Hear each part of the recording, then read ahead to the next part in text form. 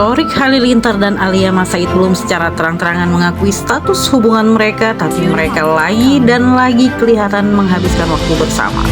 Kali ini mereka berdua terlihat menghabiskan waktu bersama liburan saat berada di wahana salju di Trans Snow World Bintaro Minggu 15 Oktober kemarin bersama keluarga lainnya.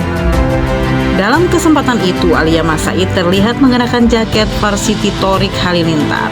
Hal tersebut membuat netizen khususnya fans Puji langsung memberikan komentar pedas atas aksi Alia yang mengenakan jaket Thorik Halilintar.